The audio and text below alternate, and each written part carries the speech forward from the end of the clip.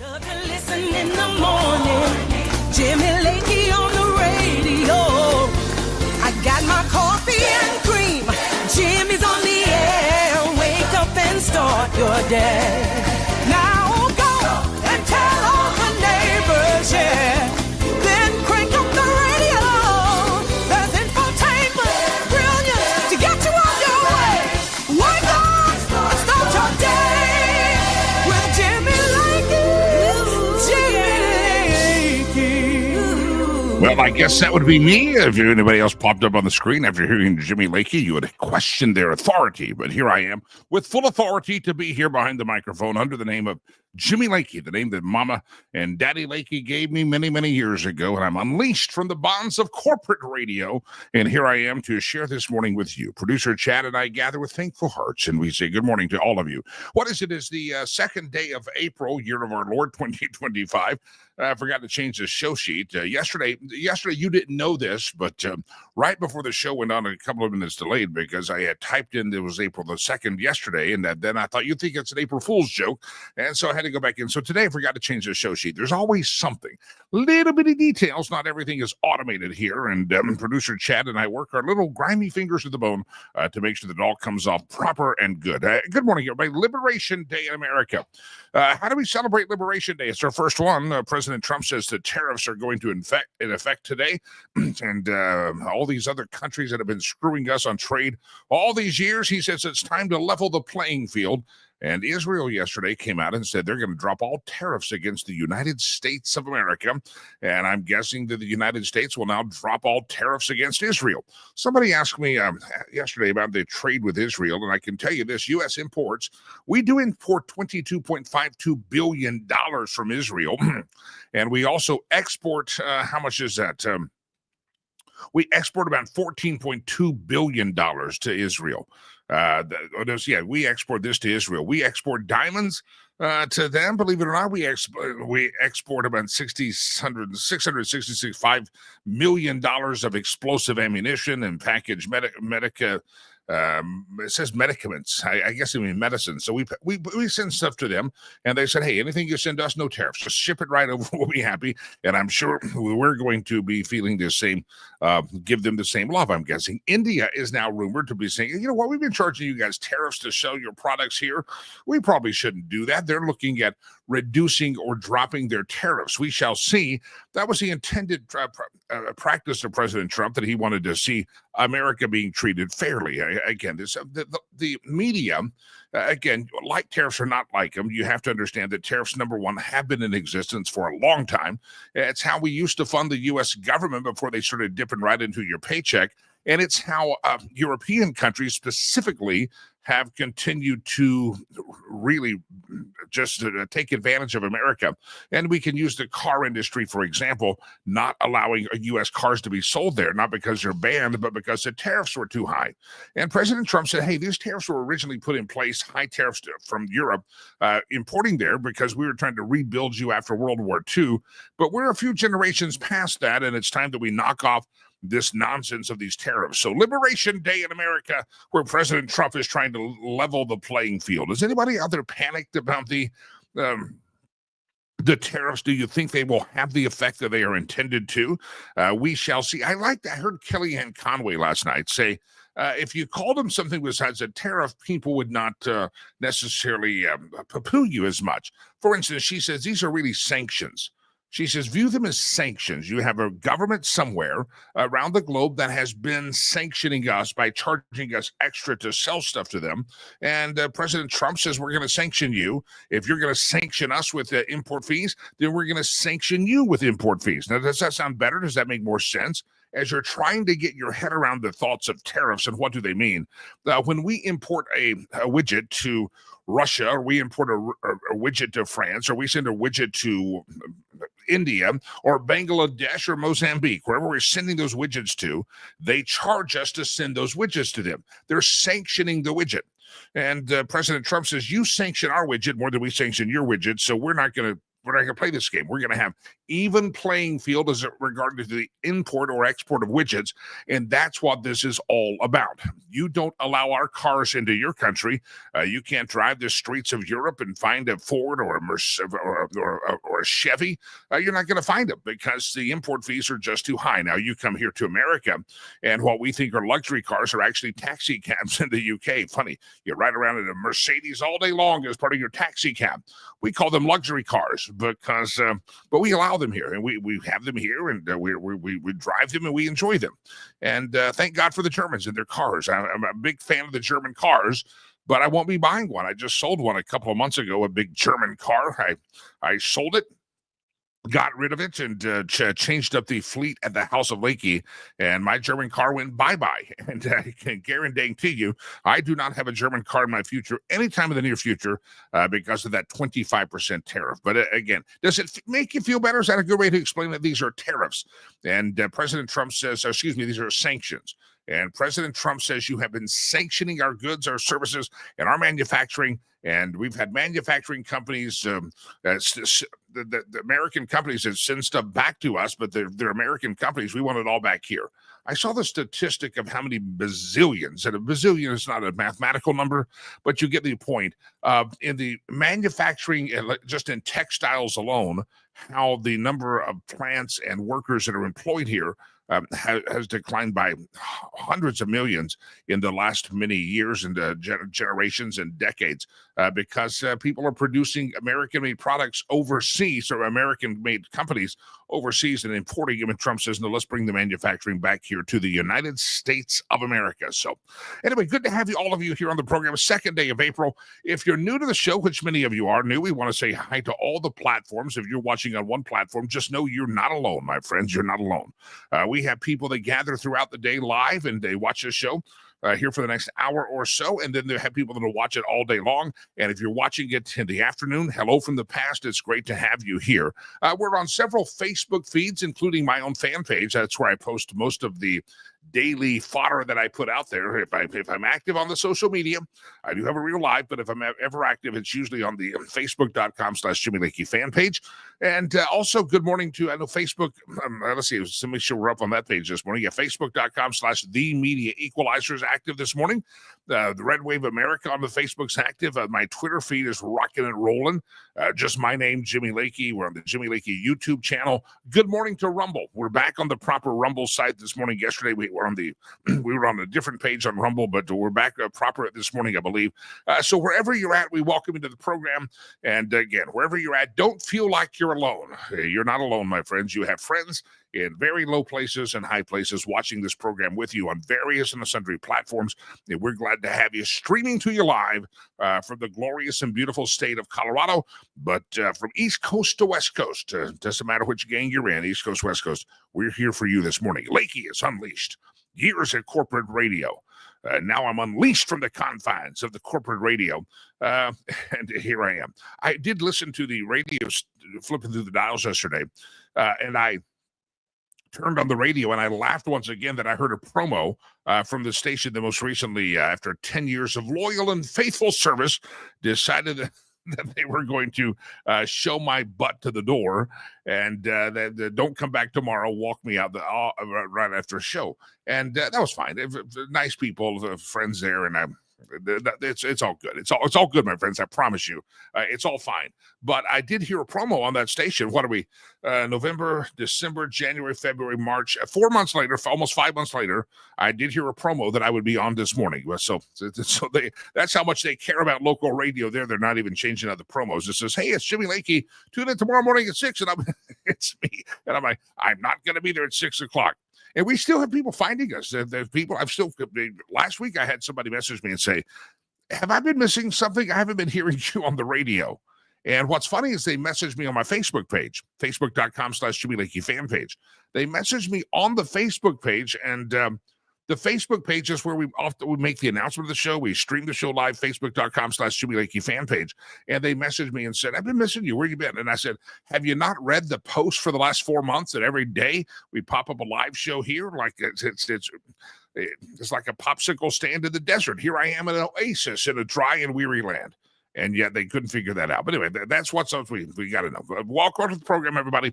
Glad to have you. And wherever you're listening, glad to have you. And if you're just finding us, always check in when you find us new. If you find us, let us know. We'd love to hear from you. If you say, "Jimmy, I'm a long-time listener, first-time caller, but a first-time listener to the program," because every week it is amazing. I do get some information from people that are going to that are new, and they found me after a long absence on the radio. And 90% of those who message me are messaging me on the platforms that we stream the show on, which tells me some kind of a weird, strange.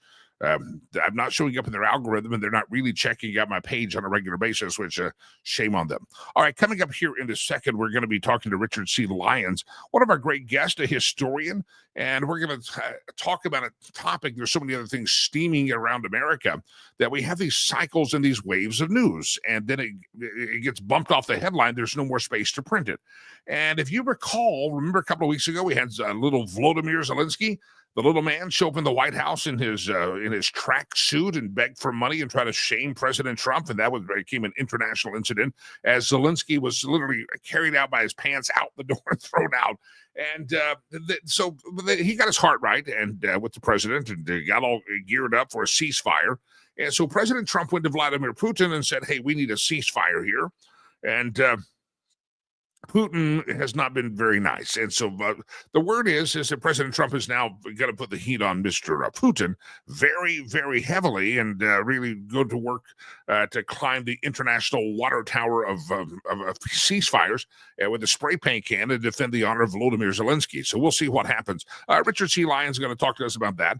Today is also Hump Day in America, not just Liberation Day. It's Hump Day, which means it's Wednesday. So we're going to have Steve Laffey joins us this morning, as he does every Wednesday morning, Laffey and Lakey together for a few minutes. And then our old buddy, crime fighter extraordinaire, law enforcement expert, Michael Letts, is going to be back with us this morning. And he's going to talk about the political violence that's happening across America, infused by Democrats, inspired by Democrats. And why is it that every time Democrats are out of power and or don't have their way, liberals seem to take it to the streets and harm people and property? There's a breaking story this morning. If you've turned on the morning news, there was a Walgreens pharmacy that got shot up yesterday by some crazed liberal that said, "I hate big pharma." Listen, I thought Obamacare solved all that. I thought you leftists got all the things you wanted from the teat of government in Obamacare. And it was the Affordable Care Act is what they called it.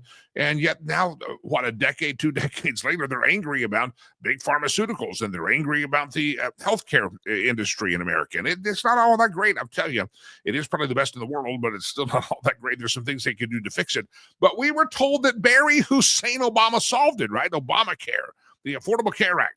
And now 2 decades later, kids that were not even shaving and little shavers back in 20 years ago, they're all upset about the Obamacare situation of the healthcare in America. And hey, that was brought to you by the Democrats. That was Nancy Pelosi, Botox Nancy, saying you got to pass the bill before you know what's in it.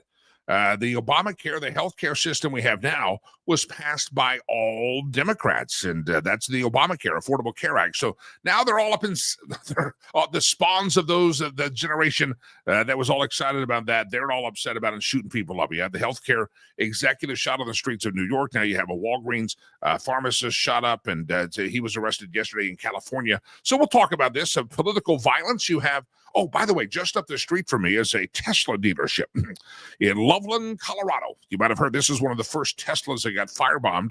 And that cat, there's a couple of people involved in the Tesla dealership terrorism that happened in Loveland, Colorado. It's happened in Las Vegas and other places. Well, Pam Bondi says, hey, 20 years. You're going 20 years. That's what the U.S. government, I know in the Loveland case, is actually going to this punk, this punk that probably blogs in his mama's basement there. I don't know what he does, but the government's pursuing a 20-year prison sentence. I think that's fantastic because there has to be a message that's sent to these people that just because you don't like Elon and just because you don't like Donald Trump, it doesn't give you the right to destroy personal property. And they were allowed to do that. They were allowed to do that with the George Floyd riots. The thousands and thousands of businesses were harmed, shut down. Hundreds of people were hurt. People were actually killed in the streets. And the media just said, oh, that's just free speech. They're very angry. Kamala Harris came out at the time and said, well, they're going to keep protesting and they have the right to protest. No, they were destroying property. And that's what happened. But there was no accountability under the previous administration. So these little punks out there, these little terrorists have said, well, we got by with this before, and so we're going to get by with it once again, and we're going to do it. And Pam Bondi, our new attorney general, says, do it. F around and find out. And so I'm guessing that these little idiots, these little public education, public university students that have degrees in social work and underwater basket weaving are learning all of a sudden that maybe it was not worth the terrorism that they brought to these Tesla dealerships, because they're going to go to the pokey for a very long time. 20 years, you'll be good by then. You'll maybe figure your life out. 20 years in the prison. And God bless, don't drop the soap. That's all we can tell you. All right, good morning, everybody. Good to have you here on the show. Anybody know I have a Patreon page? You realize that? In just a minute, I'm going to show you an amazing clip of the interview that dropped yesterday. If you have not subscribed to Patreon, patreon.com/Jimmy Lakey. It's a $9.95 subscription. $9.95 a month. It's we drop interviews really almost every week, sometimes twice a week, and these are long form interviews. I had Dennis Neal on, former CNBC host and anchor, and also a Fox News business. He has a new book on Elon Musk.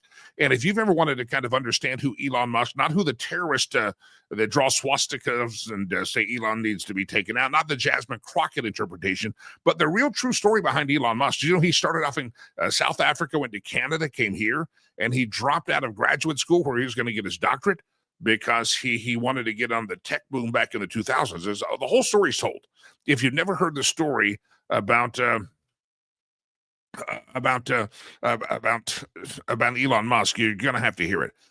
There's a story about ketamine and Elon Musk. There's a story about the Truman Show. Remember the Truman Show? The world is a great global stage. It's a fascinating interview. It's all behind the paywall. And one of the reasons behind the paywall, because we do talk about some topics there. Matter of fact, after today's show, I'll be recording with somebody about the JFK files. We're going to do a deep dive in that. And people that come on the show usually 5, 10, 15 minutes. That's what we do. Those shows go 30, 45, 50 minutes. We have a little bit deeper dive. And we also talk about topics that some people don't like us talking about. For instance, if we talk too much about that, anybody remember the word? I have to hold up the paper. Where's my paper at? It's over somewhere.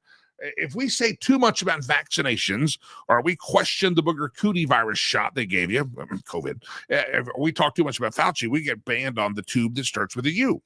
And so there's some topics of conversation that are back there that are longer form interviews, but they're also insensitive topics because the Google and the YouTube is not real open-minded. So we have to go on the Patreon. Patreon.com/Jimmy Lakey. Let me just play a clip of it. This is a real interesting perspective of Elon Musk. This is the author of the book is Dennis Neal. You may recognize his face from CNBC days. He was also the editor of Forbes, and he also was a host on Fox News, Fox Business News. This is a little topic of conversation we had about Brother Elon, and Brother Elon wondering if are we living, well, is our life as we know it at the Truman Show? It's a really interesting take. It helps you understand, when you hear it in context, understand how Elon Musk thinks. This is a clip from behind the paywall, patreon.com/Jimmy Lakey, 7-day free trial. Watch this. This hit yesterday. And the opening lesson of my book might explain it.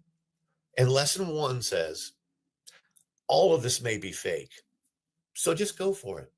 Elon believes the chances may be billions to 1 in favor of the idea that we are living right now inside a video simulation that is so advanced, it could be thousands of years from now, that it's indistinguishable from reality, and we just don't even know it. And the more I started looking into this, the more I got goosebumps at the incredible, possibility of this. Now, let's put aside, and I even interviewed a physicist who thinks he's found evidence that this is so, that it's true. And it's rather fascinating. And I put him on my podcast, as a matter of fact. But here's the thing, never mind whether it's true. If you think there's a chance it may be, it frees you up to take bigger risk, to live louder, to love harder and more out loud, to take that new job that ordinarily you might turn it down because, oh gosh, it's just too much of a risk. Because what the heck, it all may be a game.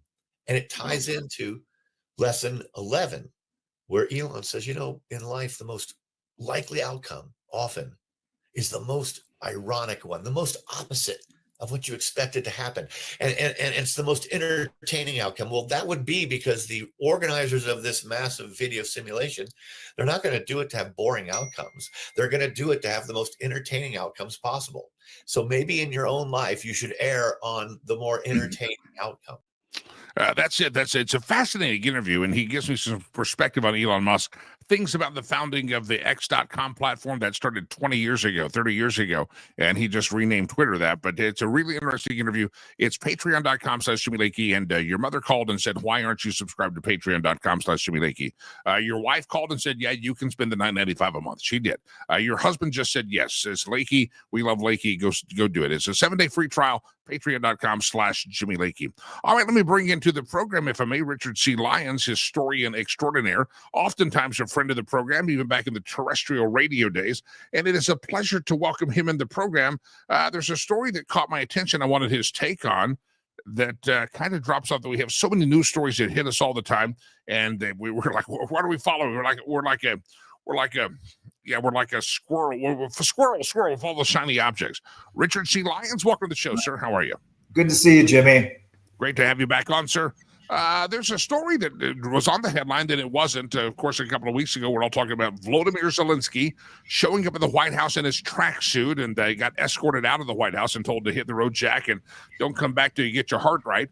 Got his heart right, and then President Trump puts pressure on Putin and says, hey, let's get the ceasefire done. And Putin then takes a swipe and starts critiquing Zelensky. And now we hear that Trump is, the word is pissed off at Mr. Putin. Give us a deep dive here, sir. Well, he's trying to affect the sort of shuttle diplomacy that Henry Kissinger used to do. When you have two combatants that can't stand each other, you are the third person mediating between. So you go and talk to one, then you talk to the other to try and find common ground without exciting passions, without exciting their hatreds. And so he's trying to go between the two to arrange a ceasefire for the benefit of both. But in doing so, they are equally negotiating behind the scenes against one another. So Zelensky is saying bad things about Putin, Putin saying bad things about Zelensky, and these things do not help progress the situation. Trump is trying to get them to what do they have in common, not what tears them apart. It's Donald Trump said when he was elected, he'd have that war ended really, really quickly. Obviously, Donald Trump oftentimes speaks with hyperbole. One day with Donald Trump can be 6 days to the rest of us, but he thinks just a little bit different and explains it differently. I don't think anybody thought it was going to be instant. Do you think that Donald Trump or this process of a ceasefire is taking longer than was anticipated?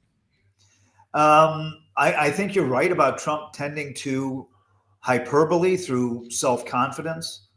And I think a war of 4 years duration now And this is an ancient conflict between Ukraine and Russia.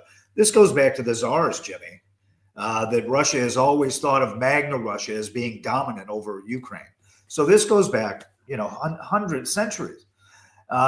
Ukraine was the breadbasket of the Soviet Union. So they still feel they have an ownership of Ukraine.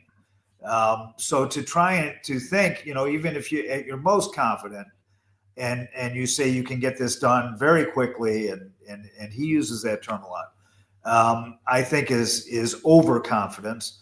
But I think he will help them each deal in their own self-interest to combine on a economic solution to this conflict. You mentioned Henry Kissinger again. You're a historian, and going back in time, Henry Kissinger. Some people that believe it or not, there's a lot of people in the audience that don't recall what Henry Kissinger was doing his shuttle diplomacy, shuttling between two parties to try to bring peace. Was Henry Kissinger maybe our most famed peacemaker when it came to negotiation? And a lot of folks don't even remember who Henry Kissinger was. Well, he helped us navigate our way out of the Vietnam War. Back in the day, this was during the Nixon administration. He opened the door to China. He helped keep calm the Cold War with Russia as much as could be done. He an utter genius. I would recommend his works. It escapes my mind right now. But Henry Kissinger wrote a book towards the end of his career that was really illuminating as to the histories of and the antagonisms of different regions of the world. So, and he goes region by region, and this is dealing with the breakup of the Soviet Union. It's going to be fascinating to watch. Any prognostication about what next steps on the Zelensky and Putin battle? President Trump says, because you said bad things about my old pal Vladimir Zelensky, I'm thinking of new sanctions on Russia. I thought we were sanctioning the hell out of Russia anyway when they started the conflict and invaded Ukraine. I guess there's more things we can do. What are we thinking is the next step here? How do we amp this thing up? Well, I think you're right, Jimmy. I think bringing more pressure to bear through sanctions, whatever you can do. You want to bring them closer. You want to try and get them to discover common ground, and you have to keep the ball moving down the field. You can't allow the advance to stop. Yeah. You can't suffer a sack while you're trying to move the ball down the field.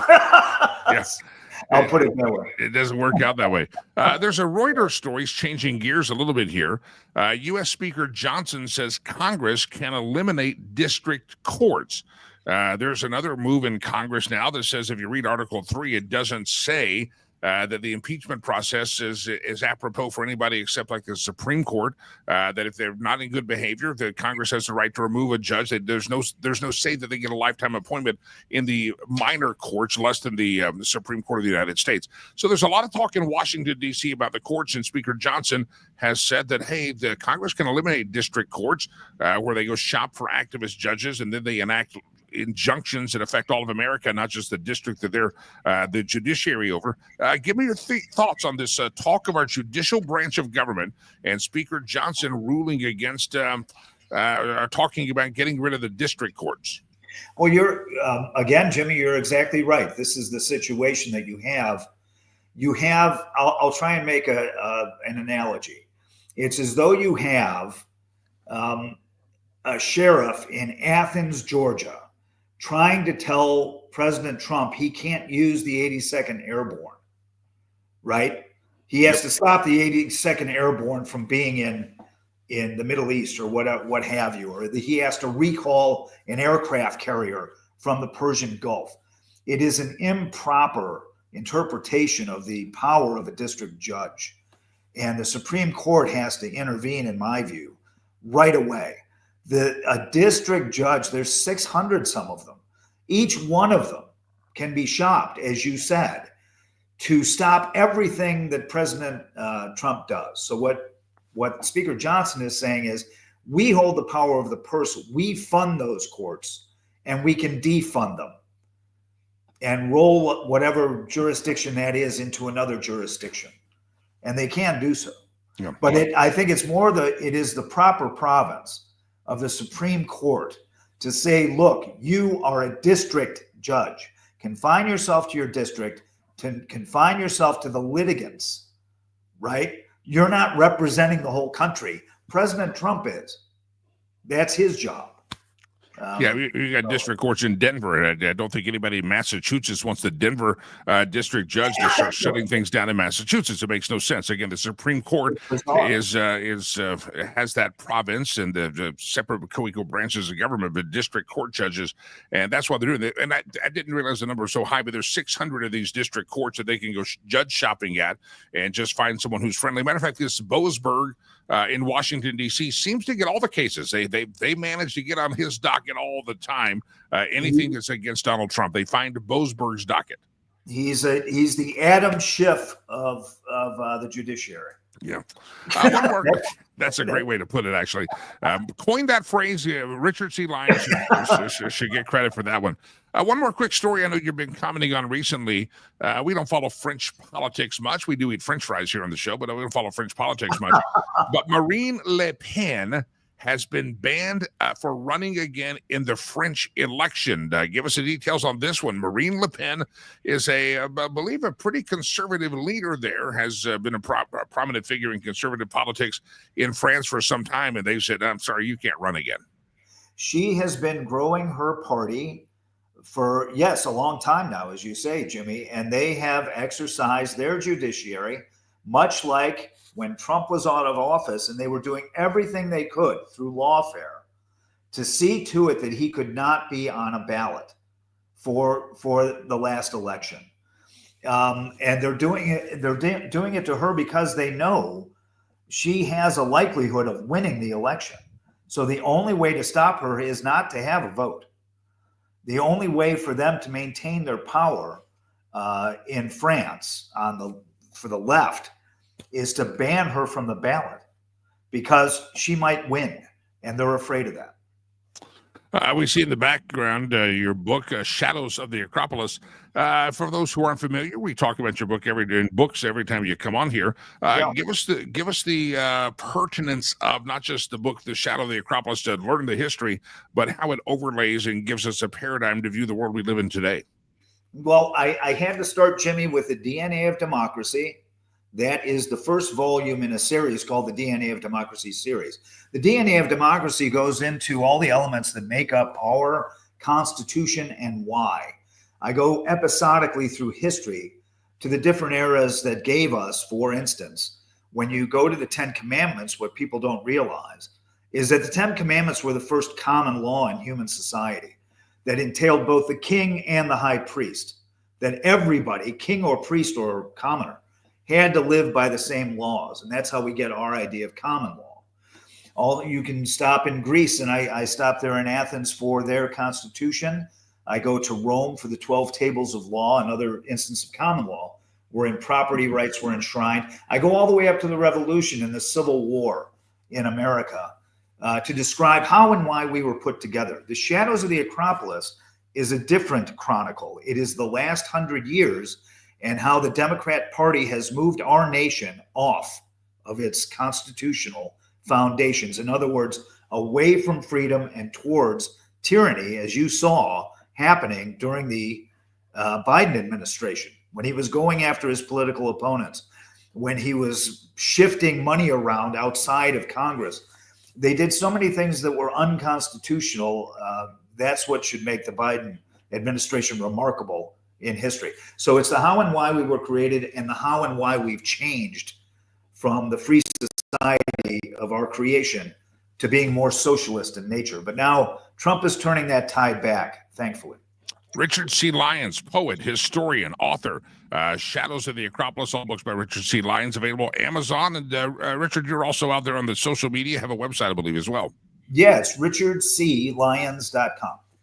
Richard, I appreciate you. Thanks again. It's always a pleasure to chat with you and enjoy the conversation. Richard C. Lyons, Lyons, Lyons with a Y, richardclyons.com, richardclyons.com.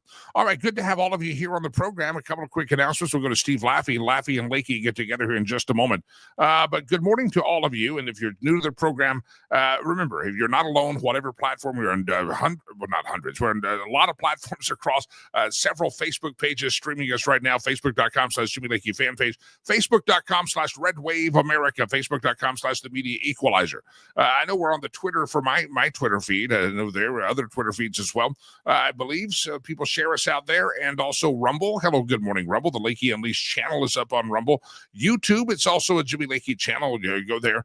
So always know your exit plan. If you're streamed, by the way, sometimes tech happens, and if it goes down, always know where you can find us. You're not alone wherever you're watching. You may look and say, I'm all alone here watching this thing. You're not alone, my friends. You're not alone. Jimmy is with you, and I'm with you on all the platforms. So we're still working on the TikTok, too. Hey, before I get to Steve Laffey, can I remind you about Sherry Cree, realtor extraordinaire. And I say that because we had her on earlier this week. I'll have her on again in the future. But she was telling this story that I found fascinating, that she had somebody she had talked to 2 or 3 years before.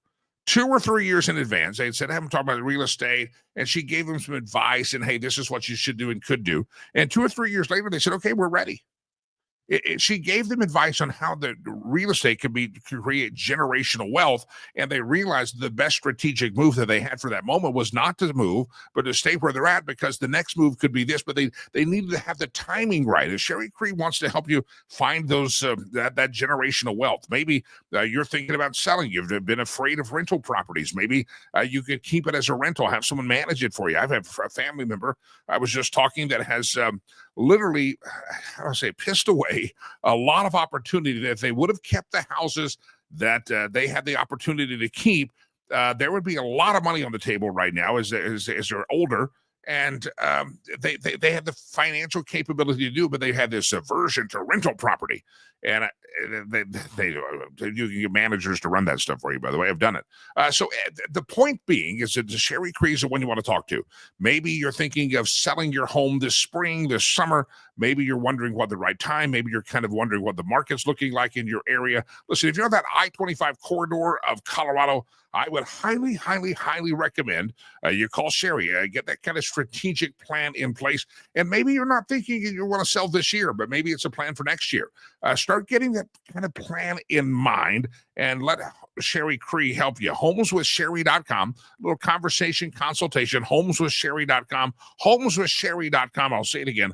Homeswithsherry.com.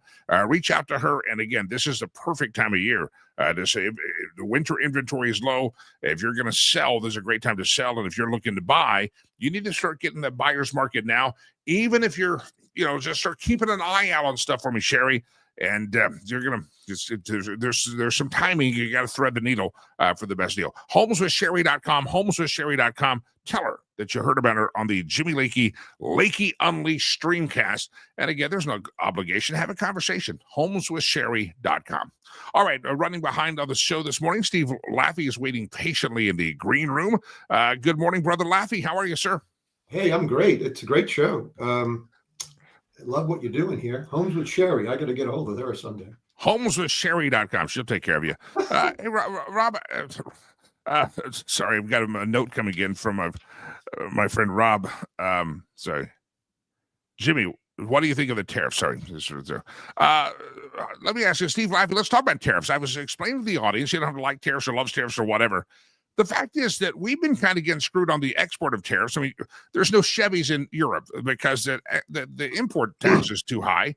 And is it wrong to try to right the playing field, or is it the wrong move here to right the playing field? Is it wrong that we're saying, hey, we need some Fords in Europe, please? We want Fords in Europe. Give me your thoughts. It's not so much. There's plenty of Fords in Europe. I mean, I bet just came back from Europe. They had plants over there. There's a giant one in Ireland. I went by with American manufacturers. But the problem. Let's go back over tariffs just briefly. One, politically for the president, taking on so many issues at once, like these tariffs all over the world, rather than one at a time. For example, illegal immigration has dropped precipitously, to the point where you and I could go down there safely and lie on the border and not worry about it. Like there's 7,000 people being contacted versus under Biden, I'm going to make the number up a couple of years ago, 300,000 in a month, right? Yeah. So that should be the front page of every newspaper, Trump winning. If I'm Trump, I want to win. But by taking on all these things at once, he now is in the muddle of this tariff situation, which quite frankly is kind of stupid. In other words, so just take some of the tariffs that are going to go on, looks like reciprocal tariffs. Folks, we don't grow any blueberries or strawberries right now. So if you want blueberries and strawberries, they have to come from another country, basically closer to the equator. So if we're going to put tariffs on the ones leaving and the ones coming, we're not going to have any blueberries in March. So these things get silly. Say you put tariffs on aluminum from Quebec or from Nova Scotia, let's say, where they're 65% of all the aluminum we use comes from Canada. We cannot replace that aluminum. We're not going to get it from China. We don't want it from China, right? Yeah. So that's kind of a stupid tariff. In other words, it would take, and this is by the people who want to build aluminum plants in America, it would take about 8 years to build a new smelting factory, right? So take Alcoa Aluminum, 2 giant ones in America, 3 giant aluminum manufacturing processors in Canada. What are they going to do? Why is their stock going from 40 to 26? Because they're going to have to send it to America, even though they're an American company. So a lot of this stuff makes no sense. Now, if you want to get back to what does make sense, it would be strategically looking through what we can do in America better. And that's the stuff that maybe is coming out of China, stuff that we really need, like prescription drugs that need to be made, at least in North America, Jimmy, and they're made in China, where they control it. The rare earth minerals, getting more deregulation, which the president's going to do. A lot of deregulation is coming because rare earth minerals don't just exist in Ukraine. They exist sort of everywhere, to be blunt. Okay. So then you have incentives to do it in America, or at least North America, and use your allies where things you can't get done. Like there's a lot of liberal states where even if we wanted to, the people suing, we live in Colorado, Jimmy. Look how long it's taken to get a new reservoir started that we desperately need in northern Colorado. 25 years. Yeah. So you don't want people to be without water. You don't want car manufacturers to not be able to build a car. And these are the things that Trump hasn't thought through because he's dumb about tariffs. I mean, I hate that people love Trump and this thing, but the prices of these goods will go up. Now, on the other side, the stupidity of people on the left saying, or wherever position they are, that the consumers will bear the full brunt of all price increases. They never do. Some of it gets borne by the person making the car, Ford Motor Company, whatever, right?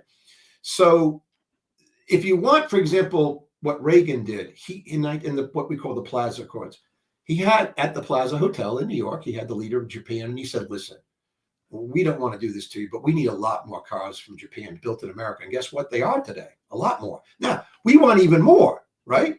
We can do that through incentives. We can do that through, like, for example, no Porsches are built in America. They're all built in Germany. Very high-end car. Not as high-end as Aston Martin or whatever built in Europe. But if we want them to come here, why don't we just give them some incentives or put a tariff on high-end cars that's not affecting the middle class? But Jimmy, when you take cars that the middle class wants to buy, which are less expensive cars, the vast majority of the parts in the car itself are built outside of America. So this is going to really hurt them. So altogether, this is not a cohesive policy about how to get manufacturing back to America. We should have started with China in 2005 when I said so. I've been on your show for 11 years. I've been talking about China, no trading with China. We could have done this over 11 years. Obama, Trump a little bit. Now, if you get at the reciprocal tariffs, these farmers who just bought new carbines, right, who bought new things, having lower prices because they can't send this wheat. People aren't going to accept it. So we're going to have lower prices for some things, but it's going to cost these farmers lots of money and lots of losses and lots of bankruptcies. So it's not a cohesive policy on tariffs. Now, Are tariffs inflationary? They are not. When the price of one thing goes up, If the Federal Reserve doesn't print money, something else will have to go down. But that's not the way it worked in 1973 with the oil price shock. They printed money. We had lots of inflation. So we've got a problem. And the problem is the tariffs haven't been well thought out. And plus, we're never going to raise the kind of money they talk about. We need to raise a lot more money, a different tax code. But right now, Jimmy, the head of the Republican Ways and Means, I sent you a little article. Yeah, I saw that. You sent that over to me. Yeah, they're thinking of like more, I would call it fascism in a sense, more like give and take. Let's raise the corporate income tax. Let's do this. Let's do that. And let's have all our favors with our political buddies rather than a very simple tax, which is what, see, the American people aren't getting what they want. The American people want a very simple flat tax and just don't want to worry about it anymore. Nobody wants to deal with accountants. You don't, I don't, we don't. No. They want a fair. They'll accept a fair tax if it does away with the income tax by law for good. They'll accept that.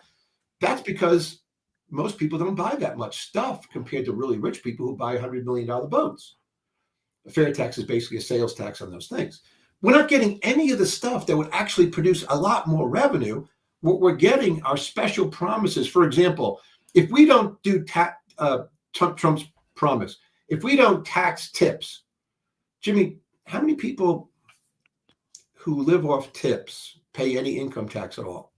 Ultimately, probably very few of them. It's one of these false promises, right? Yeah. It goes to the point where we're winning on what's happening with Europe having to build up its defense.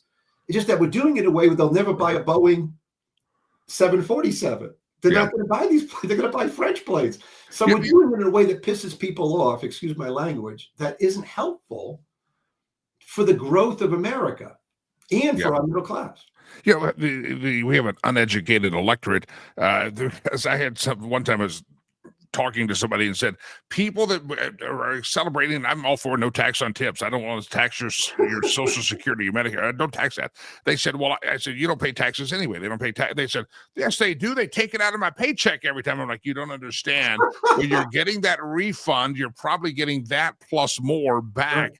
And so you're ultimately in the net sum, you're not paying taxes, but Americans don't think that way. They don't realize that refund is refunding the taxes that were withheld. And for a lot of people out there, that's they're getting the full refund. Yeah. They're not paying any taxes. So. And think of how they're playing around now. They want to raise this. They put a cap under Trump. This is why this is kind of silly.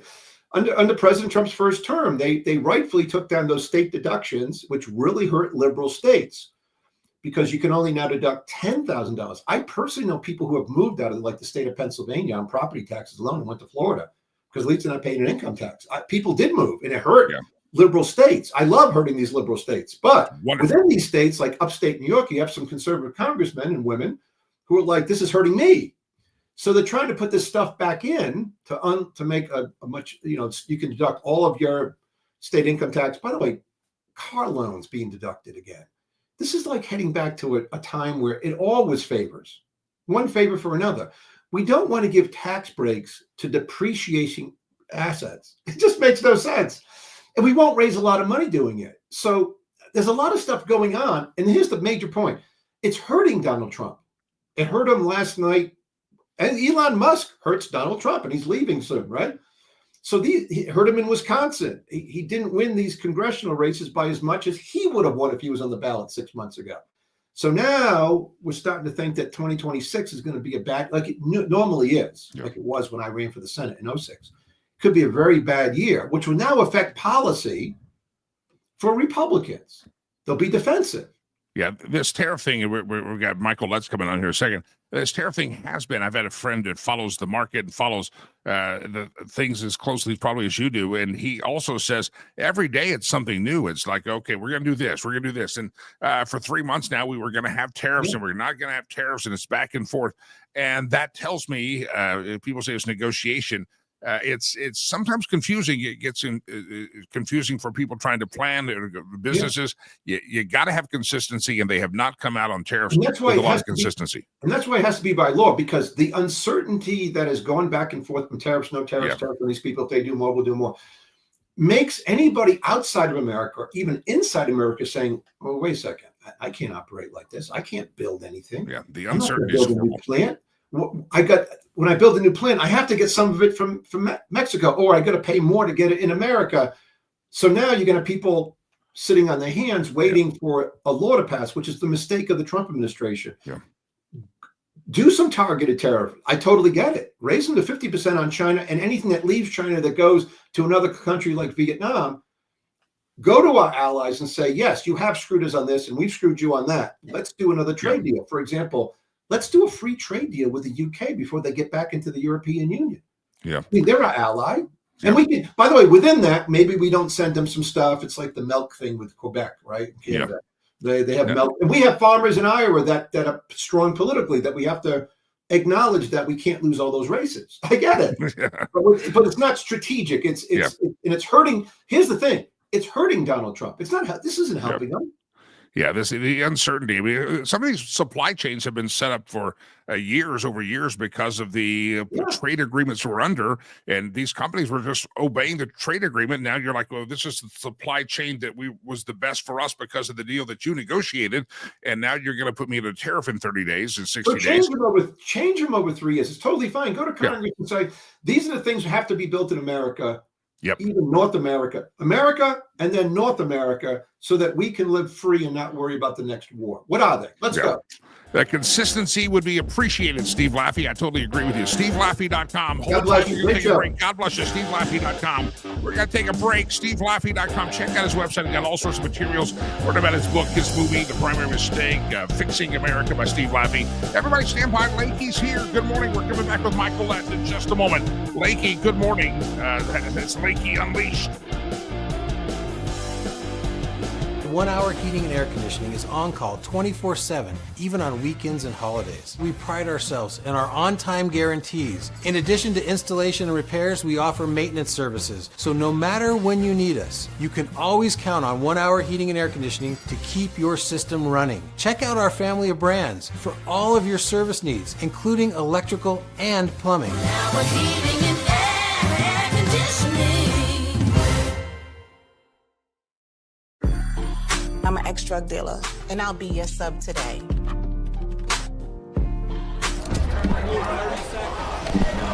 Two milligrams of fentanyl can be lethal. A lethal dose is in here. Who gets it, I won't know.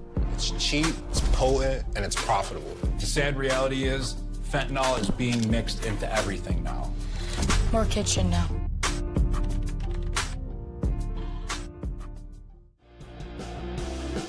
All right, I told you to be back. I knew I would. Thanks to 1 Hour Heating and Air Conditioning, Corey Clinton, and their crew, longtime friends in the program. We always appreciate them. Good to have you here. Hey, before I get to Michael Lett, I'm running a little behind on the schedule. It tends to be my modus operandi, but don't forget our charity work. It's riverspromise.org. You see it behind me, riverspromise.org. We finished our first quarter, and a little slower than what we want to do. I've been kind of telling you about that, but I understand first quarter is always a tough one for fundraising. It picks up throughout the course of the year.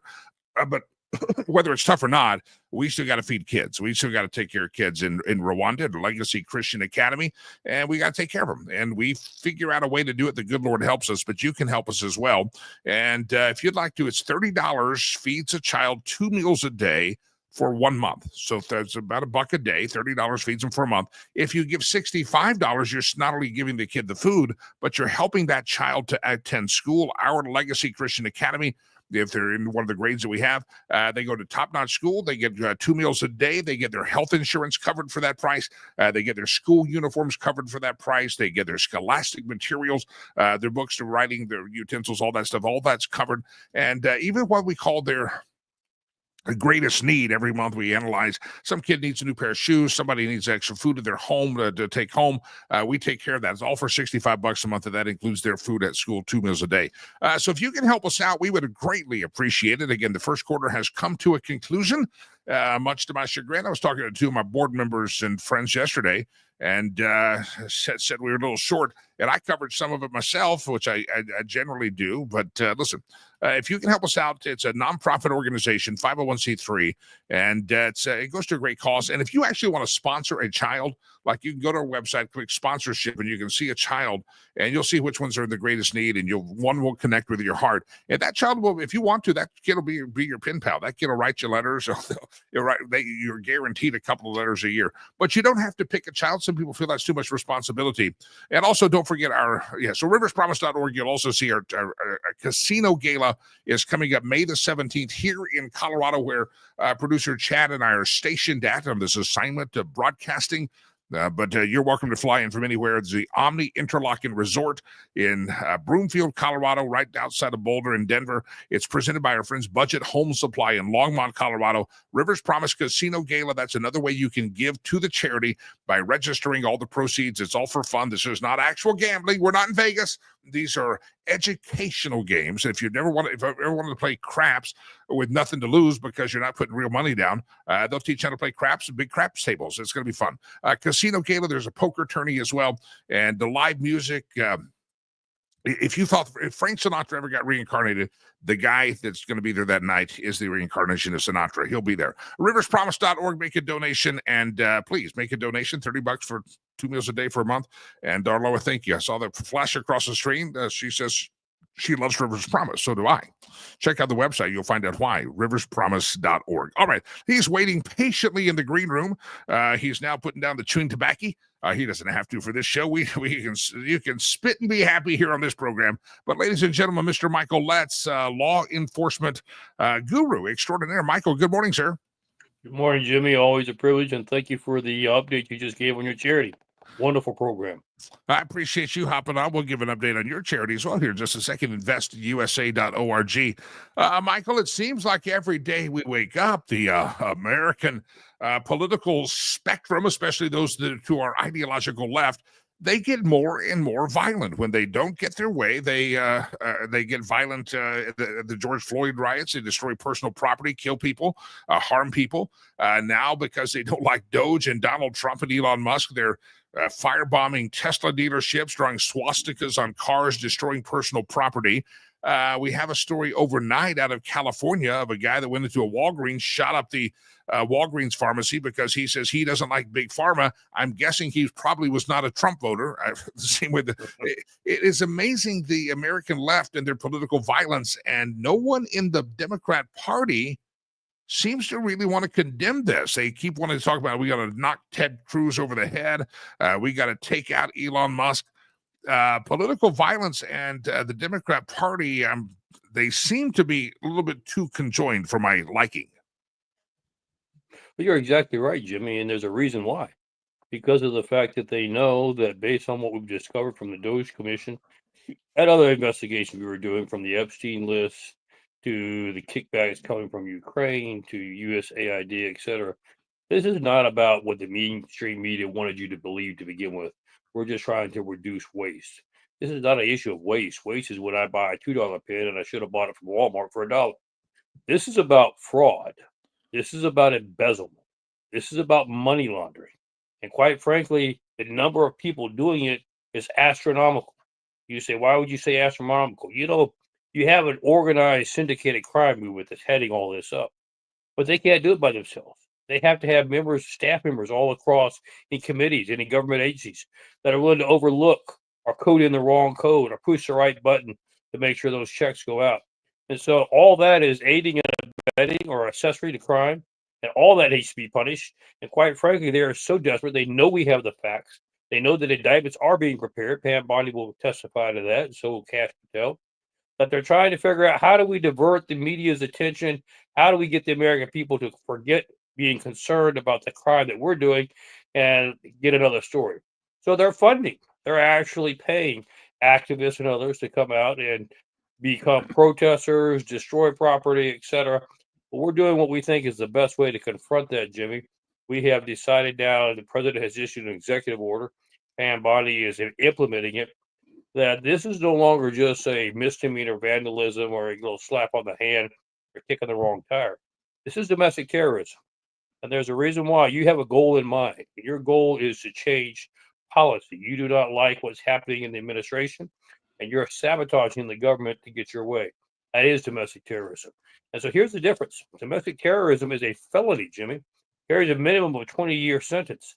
Now, what does that mean in today's terms? We have already issued over 10 indictments to people that we have caught. Hey, it's very easy to catch these people. You say, why? All the Tesla cars have cameras on them. Yeah. And so, I don't know whether people realize that while they're committing their crime, they're being filmed. And quite frankly, they say, well, I'm going to put a little mask over my face. I will tell you this time, all the agencies are involved. Intelligence agencies, Bureau, etc., Department of Justice. We're sharing assets. First time it's ever happened. And we have more than enough intelligent tools, technology, to figure out who's got that little piece of paper covering their face. So quite frankly, we've had 10 indictments so far. Here's what's odd, Jimmy. If you've seen, and some of them have been on TikTok, I think some of the first ones we did, these people suddenly look at, they're shocked. You mean I'm being charged with domestic terrorism? I might go to jail? Oh, then their attitude changes 100%, Jimmy. Yeah. Well, I was just kidding. I didn't mean that. I mean, I thought it was Lock just a 'em little up. small. I didn't actually mean to put any pressure on that King job. I didn't actually mean to throw that Molotov cocktail. I was just going to wave it. And suddenly they're backpedaling, begging for mercy. But let me tell you what they're going to find. There is no mercy. You say, why? Why are we being so hard-nosed? Because this is what happened in the first summer of love. You remember we gave the impression under the Biden administration, there are no consequences. Go out there, do whatever you want to, Jimmy. Nobody's going to say anything. We're not going to let that happen again. We've assured the American people that won't happen again. So there won't be any mercy. So you better think long and hard if you want to be involved in that activity, because you're fixing to destroy your life, your family's life, and your children's life if you participate. Yeah, it says we raised a generation of spoiled brats. Kamala Harris was out there bailing them out of jail in Minneapolis as soon as they got locked up, and she was running the bail fund for people that had harmed police officers, destroyed property. We have an entire generation of radical leftists that don't understand that there's consequences for their actions, and therefore they start talking like Jasmine Crockett out of Texas or AOC, this rhetoric that spins people up into frenzy, ultimately tries to get the president of the United States assassinated because there have been no consequences for their action. And it's about high time that they get some consequences. I've got a story here in front of me, right up the street from me, the Tesla dealership. There's 2 Coloradoans that are now facing federal charges. They found out who these little smarmy asses are. And both of them are facing 20 years in prison. And I have to say, sorry, you should have known better. Your parents should have told you better. Your political leaders should have told you better. But they didn't. And guess what? You're going to the pokey for 20 years. Cooper Joe Frederick of Fort Collins, 24 years of age. We'll see you when you're 44. You chose to do it, and you chose to follow the cult of AOC and the cult of Kamala Harris and the cult of Jared Polis. You made a choice there, Cooper, and you should have been more educated. But sorry, don't drop the soap. You're exactly right, Jimmy. Here's one of the things that we're finding interesting. They're looking at us kind of like, you got to be kidding, 20 years. That may be up to a judge. We're working on that. But here's one thing that's not up to the judge. You will serve time, whether it's a year, 5 years, 50 years, 20 years. And it doesn't make any difference how much time you serve. Once you've been serving time, you're going to lose your job. You're going to probably lose your family. You're going to lose everything that's dear to you over what? And this is what I'm telling people on the air. Do you really think you're hurting Elon? Most of those dealerships are owned by other people anyway. They have insurance. What do you think you're doing to him? Yes, the stock went down a little bit. Well, guess what, folks? The stocks go up and down every month anyway. You're not doing anything major to hurt Elon Musk. You're hurting yourself. Why don't you have a little bit of common sense and realize that the ultimate objective is you're destroying your future, nobody else's. So wake up, have a little common sense, do the right thing. If I saw a meme, I think it's going to be in our meme roulette. I don't know if I think I said to the producer chat. It's that it's the face of a leftist whenever they realize that for every Tesla you destroy, it's insured, and therefore they have to go to Tesla again and replace it. So you're actually giving Tesla and Elon more business by ordering more cars. That car would have sat there maybe for a month and not sold. Now they're immediately getting another order. So you're actually, in the grand scheme of things, you're helping to replace Teslas and keep the factory busy there. Exactly, Jimmy. But here's the problem: the leftists have never learned. They don't have any common sense. But they're fixing to, as these indictments begin to come down for all the malfeasance, the treason, the bribery, the money laundering, etc. You're gonna have a lot of people just kind of stare and kind of like, I can't believe you're gonna do this to me. Well, guess what? We are. It's time that we change some things in this country. Yeah, Cooper Joe Frederick. He was arrested on Friday. He had fled to Frisco, Texas, but he had been in March. Was initially arrested by the Loveland police and was out on a surety bond, but he fled to Texas. Lucy Gray Nelson, a 42-year-old from Lyons, Colorado, suspected of spray painting and throwing rocks and starting a fire by lighting an incendiary device back in January. February. It did 3 times. And Lucy Grace, it's a man, it looks like, biological man with the name of Lucy. Don't know where that came from, but Lucy Grace Nelson, 20 years for Lucy Grace. That's going to be an interesting prison sentence for Lucy Grace, I'm guessing. So I hope they get it, because they have to wake up and realize that this is not how you handle your political scores. We endured 4 years of Joe Biden, and we did not weaponize. We had the weaponization and the violence of the justice system. These left are unhinged, and if they can't blow up the streets, they'll weaponize Merrick Garland. And hopefully, the tide is turning. Michael Letts, and justice will prevail, and we will be a Lady Justice will once again have a blindfold on. And whether you are a radical, whether you're right winger or left winger, destroying property and violence is not the protocol, and you should be punished appropriately. You're exactly right, Jim. One thing I want to say real quickly is this: for those on the left, you need to look at this and understand, when we commit and turn law enforcement loose to do their job, they prevail. Just like the indictments that you're seeing coming down on these people who've vandalized now. So all you other folks out there who are talking about elected officials, et cetera, who think you're going to get away with the embezzlement, with the money laundering and all the treason that you've done, you better think again. It may take us a day or two, but we're going to get to you, I promise. And we're going to make sure you are held accountable and justice is served. It's a glorious thing to see that these people, again, after 4 years of being able to protest in the street, hurt cops, hurt personal property. Some businesses never recovered from those George Floyd riots, and yet the perpetrators were never held accountable. And those same little punks are being held accountable now, and I look forward to it. Michael, as the left becomes more and more violent out there, as we have police officers on the street, and that's your mission. You're committed to serve and make sure that the police officers on the street are protected against violence, especially this political violence that the Democrat Party seems to endorse a lot of times. InvestUSA.org. How do you protect those officers, keep them safe on the streets? Well, we're making sure, Jimmy, they have the necessary equipment to come home safe to their families. And that's an active shooter vest. An active shooter vests are stop any round, whether it's a rifle or a pistol out there, and they're needed more than ever now. We were asking our thin blue line to make America safe, to pick up these drug cartel leaders, to pick up gangs, murderers, the illegal immigrants, etc. And they don't have the necessary protection to take care of themselves. Unfortunately, the criminal element does. Cartels got plenty of money. They make sure they have the best vests on every one of their members. We need to do the same for our folks. But let me give a quick illustration, Jimmy, as to why. We just had yesterday, I believe it was, a briefing. We had an officer in California. Somebody came up to him, shot a rifle through the door, killed him instantly. Even though he had a concealed vest on, he didn't have an active shooter vest. They're being targeted. Folks, if we're going to get safe in this country and restore liberty and justice once again, this is what happens. This is our thin blue line. Do everything you can to make sure that they can come back to their families. It's only fair, Jimmy. Thank you. God bless you for what you do. Let me ask you, what does one vest cost? An active shooter vest, what does it cost? An active shooter vest pays roughly $700, depending on the price of steel sometimes, because remember, they're titanium. Sometimes it's $650, sometimes it's $720, but right at the $700 range. So everybody can go donate. InvestUSA.org. Think of these ICE agents that are out there hunting down these criminals that have been allowed in here by Joe Biden and the open border policy Democrats. Their lives are at risk. We want them all to go home, and you can help keep law enforcement safe. InvestUSA.org. InvestUSA.org. Michael, I know you're in Washington a lot of times, and the next time you're there, let them know that these people that have leaked those the ICE raids, that was a big story a couple of months ago. They still haven't released the names. And I know they said they found those people in internal investigation.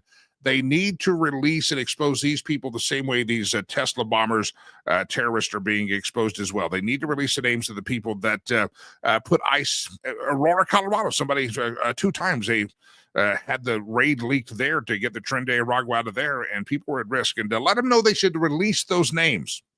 I will definitely do that. In fact, that's the next meeting I'm fixing to step into. So quite frankly, I'll bring that as a first. Yeah, you're right. I hadn't thought about that, Jimmy. We know who they are. We've already picked them up. But I don't believe that we've ever released their names, and so we'll make sure that happens. They need to know you.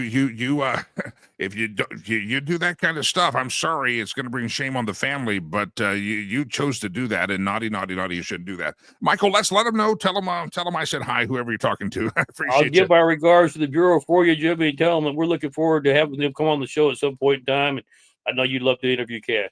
Oh, let's do it. I'd love to have him on. It's a pleasure, sir. Michael, that's investusa.org, investusa.org, investusa.org. Release the names. I'll say the names again. This Lucy Grace Nelson of Lyons, suspected of spray painting, throwing rocks, and starting a fire by lighting an incendiary device at the dealership.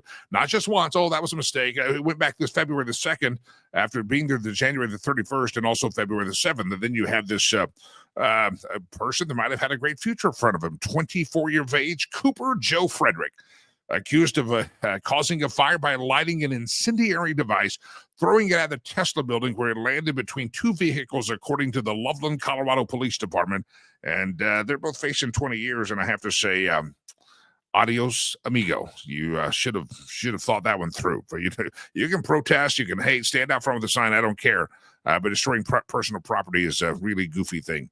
I've got a topic I don't have time to get to. We bring this up tomorrow with producer Chad. Couple of stories. There's a story out at Fox News, and I want to click on it, that talking about President Trump and J.D. Vance, and a pro-Trump writer is not sold on J.D. Vance will have the mantle of MAGA.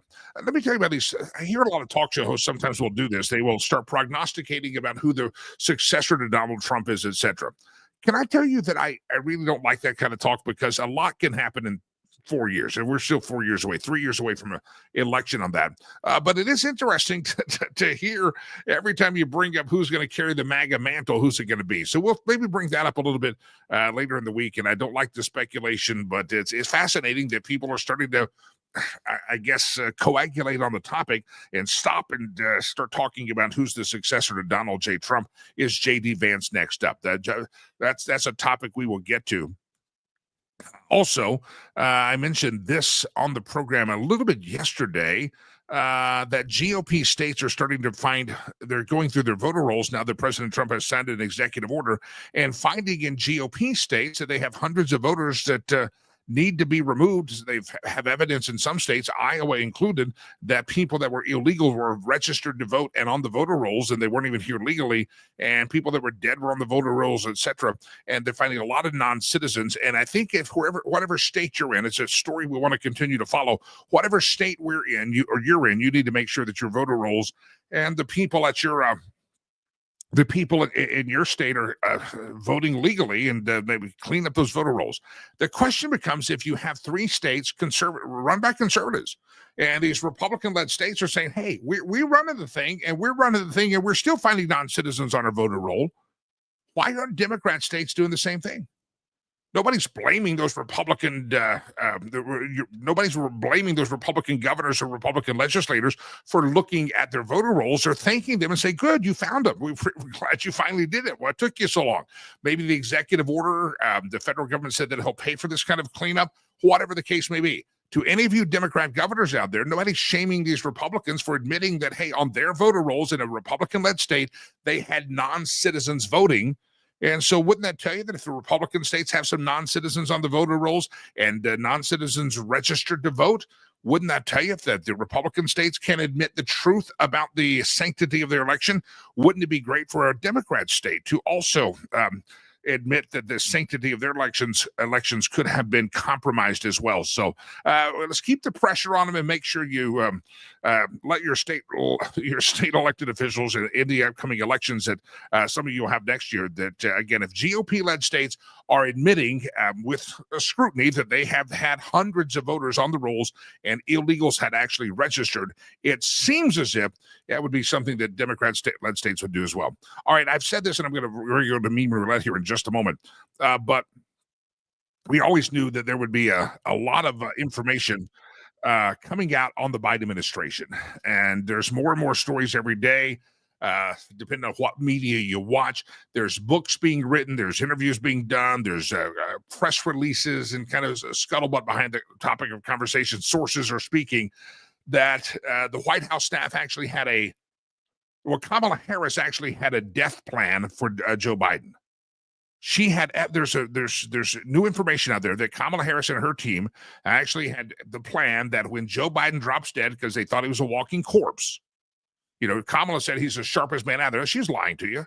And the story's coming out that they had actually a list of judges that if we wake up in the morning with the phone call that Joe Biden's passed in his sleep, these are the judges we're going to call for the swearing in. They had a game plan on Kamala Harris's behind-the-scenes team on what to do when old Joe passed because they didn't think he'd make it.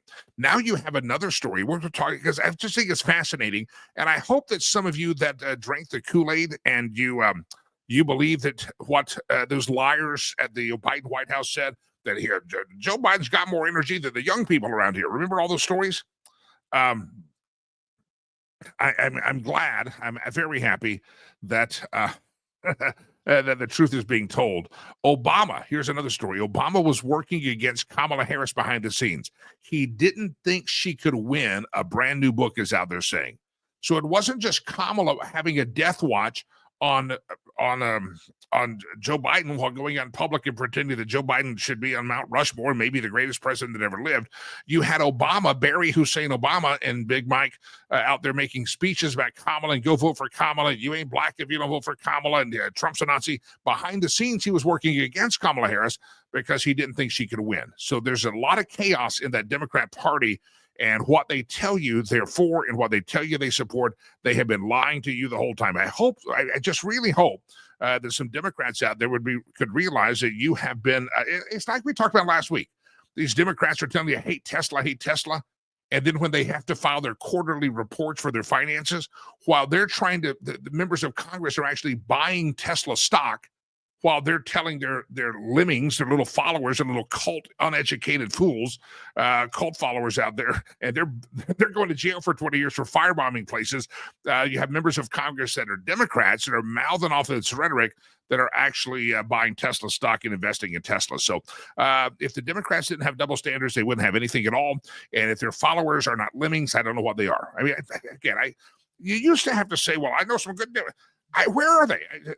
You got to condemn this crap, and nobody's condemning this crap on the American left. All right.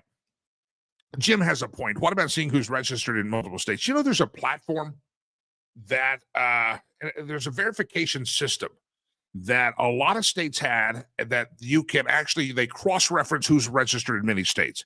And did you know that Democrats, I think it's in Colorado, we were in that system until the Democrats took over the Secretary of State. We were in the system to where we could find out someone moved from Colorado. You just register somewhere else. It would automatically flag the system in Colorado and say, hey, Kansas, we now have Bobby Joe in our, it automatically rectified. Jenna Griswold, is that our Secretary of State?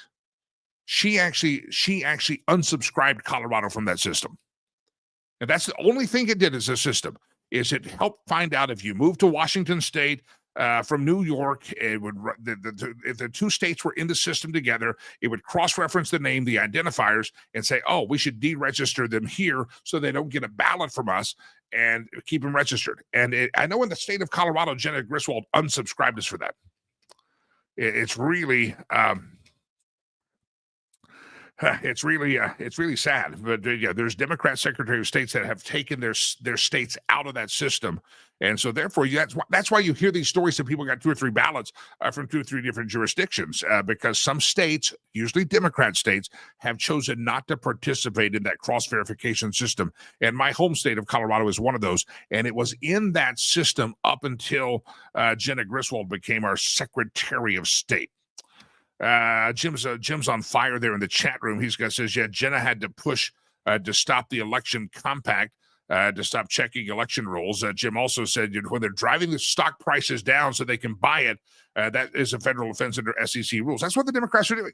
Some of you I wonder if Cooper, Joe Frederick, and Lucy Grace, I wonder if they know that while they were being worked up into a tizzy and a frenzy, I wonder if they know that the members of Congress are buying extra shares of Tesla stock while they're going to go to jail for 20 years. All right, ladies and gentlemen, the show must wrap up because we can't be here all day. And producer Chad, his hourly wage is very high, and we gotta keep him. He's got things to do. We got things to do, people. This is a labor of love. Don't forget the Patreon page, patreon.com/Jimmy Lakey. That great interview. We'll give you more clips of it. But if you want to understand Elon Musk, if you haven't subscribed, hang on. Hallelujah. Jesus is not happy. I'm going to get struck with lightning. No, seriously, go subscribe to the Patreon page. And all of you in the chat room, tell us how much you love that Elon Musk interview that I did with Dennis Neal. And to shame everybody that you're watching. If you're on the Facebook feed, if you're on the Twitter feeds, if you're on the YouTube, so Rumble, shame. No, I really, seriously, I think you'll enjoy what's on the Patreon page. And I'd love to have you subscribe there. And patreon.com/Jimmy Lakey. It's, a matter of fact, in just a bit, I'm recording another interview on the JFK files, and that's going to be released behind the Patreon page. We're going to dig deep into what was in the JFK files. What do we know? That's coming up. I'm going to record that today. It will probably drop Friday or Monday, so go get a subscription. 7-day free trial. If you hate it, unsubscribe. No charges. Ready? It's time for Meme Roulette. Round and round the world we go. We steal the memes from where we don't know. Where are we going to steal this one? This ties right into the topic when you realize that destroying a Tesla obligates insurance companies to replace it by buying a second one from Elon Musk. What if old Cooper Joe Frederick or Lucy Gray sees terrorists in Colorado? All those Teslas you destroyed, guess what? It placed another one on the order sheet of Elon Musk, and their factory has to produce that now. Made in America. Yeah, that's a liberal face right there. Round around the world we go. Where we steal the memes from, no one knows. We're going to go here. Oh, imagine if Elon bought a Subaru. Can you imagine if Elon Musk, you could play this game all day. If Elon Musk came out or Donald Trump came out in favor of abortion, they would go Molotov cocktail the Planned Parenthood clinic. So can you imagine that? It's kind of the old thing that if Donald Trump decided he was going to identify as a woman for just 1 day or 2 minutes and declare himself the first female president because he transitioned for just a moment, mentally he just identified it, they would throw out all this transgender stuff immediately. So there's a lot of games you can play with that. But yeah, if Elon bought a Subaru, there may be no cars on the street in Colorado. We are the Subaru heaven. I mean, there's a lot of lesbians and Subarus here in this state. Ladies, round and round, Subaru owners hate it when I refer to lesbians like that, but it's kind of true. Here's the new Democrats versus the old Democrats. You see the theme going on? Yep, they gave up their Tesla, and now they're driving the gas guzzlers, all because of Elon. Climate change wasn't a big deal, huh? Yeah, I thought it was an existential threat. Nah, they're just liars. That's all they are. Round around the world we go. Where we steal the memes from, no one knows. Jasmine and AOC, is that it? I was stupid. I'm a dead. I think is that fake news? It could be fake news, but it's kind of funny. Last one. Here we go. Round around the globe we go. Where we steal the memes from, no one knows. Governor Polis, would you kindly fix state roads that I've already been taxed for, so that I can quit damaging my car that I'm taxed annually for? This is all of us Colorado people are shouting amen. There's going to be an altar call here in just a couple of seconds.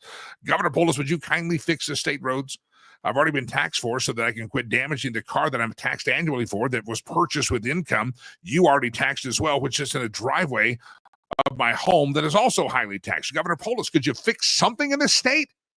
Is there anything that Governor Polis, that's going to be his topic for the next year, is there anything that Governor Polis has done to make Colorado better instead of destroying it? Again, I sound the warning, clarion call of warning for all of you outside of the state of Colorado. In a couple of years, when you hear the name Jared Polis has decided that he's going to run his butt for president, you should run as far as you can. I mean, I would run faster from Jared Polis than you would Kamala Harris. I mean, you run fast. That's how bad it is here in the state of Colorado, and he's not done anything. The legacy of Jared Polis has not been written because there is no legacy that's positive enough for him to write. He's done a lot of destruction. So, yeah, potholes. We have a lot of potholes here. We haven't figured out how to stripe the streets either. They don't put that reflective stuff on them anymore. All right, ladies and gentlemen, it's been a pleasure. Oh, Val Kilmer, I want to say rest in peace. Actor Val Kilmer. Thank you, producer Chad, for the reminder. Val Kilmer passed away. He had a bout with cancer. If you remember that last Top Gun, he actually made an appearance in that Top Gun. He didn't really have a speaking part, but because that was That was because of the cancer, but it finally got him 1959 to 2025. So that would make him 65 years of age. May Val Kilmer rest in peace. And Val Kilmer movie, Thon, maybe you could pull one up. Your favorite Val Kilmer movie? I like a lot. He has a lot of supporting roles. The Top Gun comes to mind. Yes, some of the westerns. I like some of those as well. Val Kilmer, rest in peace. 65. Roger jumps into the chat room, says Colorado, potholes and potheads. Now there's truth on that, isn't there? Absolute positively truth on that. That's what Colorado's, I think the legacy here is. Potholes and potheads. Ladies and gentlemen, happy second day of April. My name is Jimmy.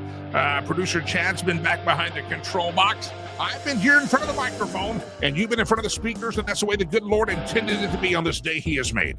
Don't forget, riverspromise.org, riverspromise.org. Make a donation today. Thanks to Sherry Cree, homesofsherry.com, 1 Hour Heating and Air, 1hourheatandair.com/Jimmy Lakey. All of the people that support the program on the Patreon page as well, go subscribe. Check out that Elon Musk, the interview with Dennis Neal about Elon Musk. I think you'll find it fascinating. I say this every day, and it's on the screen if you can't hear. It says, may God bless you. May God bless America.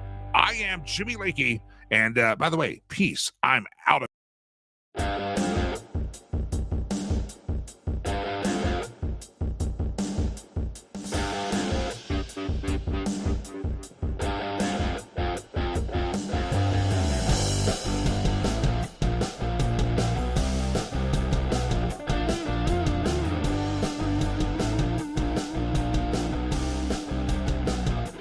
You know, one thing that always amazes me is we dismiss the show and the numbers keep going up.